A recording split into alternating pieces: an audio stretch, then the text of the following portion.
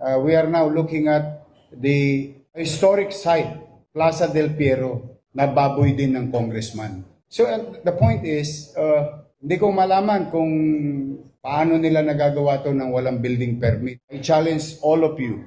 I challenge all of you here. Go to Plaza del Piero in Gagalangin, Tondo. Makikita nyo pa yung notifikasyon doon ng national government. Ginawang cockpit arena ang itsura. Hindi ko sinabi sabungan. Pero mukhang sabungan. O para makagawa ng barangay hall sa gitna na pinakikinabangan ng mga matatanda doon. Saka historical site yun eh. Hindi mo basta nagagalaw yun. Pero dahil nga marami siga sa Maynila, lahat gusto maging mayor, ang tinakbo congressman, pero ugaling mayor. O gusto pala, ganun pala mangyari. Hindi po pwedeng ganun. Ako po yung nakikisuyo. Hindi po pwedeng ganun. We have to put orders. Ayaw ko ng ganitong insidente. May nag-complain pala sa akin. Sa District 2. Site ng National Historic Institute. Makasaysayang lugar. Del Piero, Plaza del Piero. O ginawang mukhang sabungan nung congressman. Nilagyan ng bubong, tinakpan. O dyan sa District 2, Plaza del Piero. Inirereklamo sa akin ng mga ng mga kabarangay natin. Dyan sa may papuntang sa may Gagalangin, Tondo. Oh, congressman. Pero mo National Historic yung Del Piero Circle. Makasaysayan yun. May marker pa ron eh. O, para lang ma-display ng mga congressman yung kanilang mga struktura, ginawan parang sabungan, yung Coliseum, pabilog. Ayun, katulad nun. Paano yun? Makasaysayang lugar yun.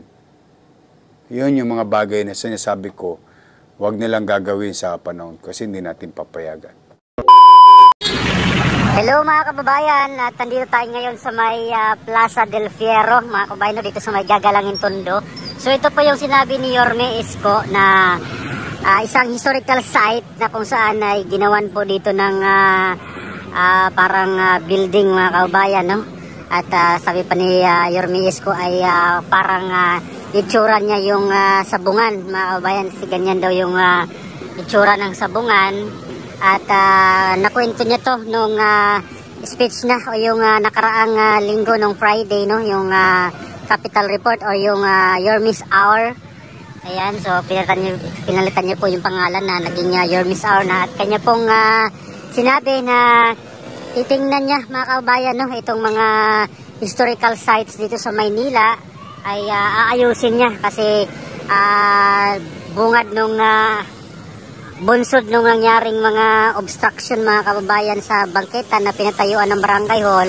Nasabi po ni Yorme na titingnan nyo rin itong mga historical sites sa Manila, at ito nga po ang isa, mga kababayan, na aayusin niya dahil itong Plaza del Piero na ito ay historical nga po, at yan nakikita natin yung mga kababayan, no, yung kanyang marker. Yan, so maya-maya tingnan natin yung marker na yan, mga kababayan. Tingnan natin yung marker kung ano po yung history dito sa plaza na ito. So ito yung kanyang marker, mga kababayan, Vicente L. Del Piero. Ayan, yung pala yung pangalan dito, mga kababayan, no? Or pinangalan dahil sa kanya itong plaza na ito. 1903 hanggang 1960. Ayan, so tinaguri ang Del Fire, isang haligi at tagapagtanggol ng kalayaan ng pamamahayag sa Pilipinas. Ipinanganak noong December 15, 1903 sa Castillejo, Zambales, at nanirahan ng 30 taon sa Gagalangin, Tondo, Maynila.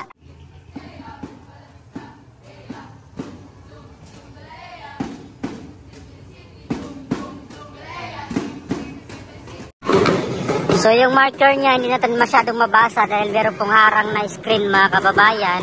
At meron pong mga estudyante ngayon nag-practice to dito sa loob. Ayan. So pasok. Try natin pumasok, mga kababayan, no, dito sa loob ng Plaza del Piero. Ayan. Meron itong kapatid. Yan.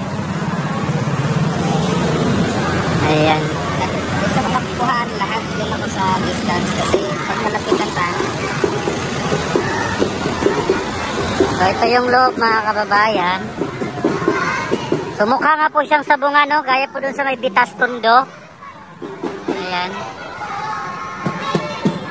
So parang ganito yung sa Bitas Tondo, mga kababayan. Plaza del Fierro.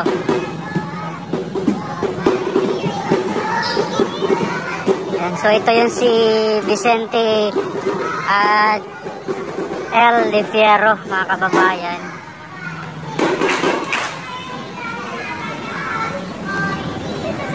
Against the light lang po tayo. So, ito yung kanyang statue dito or monument.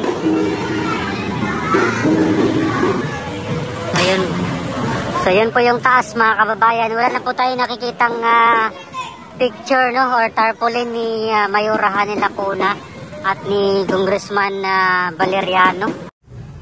Sa naunang video nakikita natin yung mga picture pa nila dito mga kababayan, sa pinatanggal na siguro or tinanggal na dito sa may Plaza del Fierro.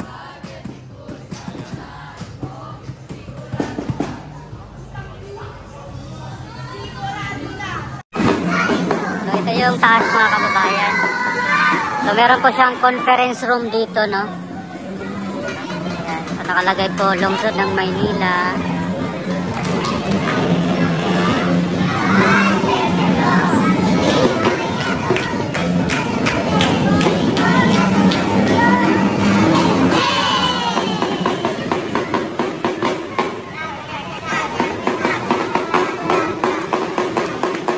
Yung mga estudyante dito ay nagpa-practice.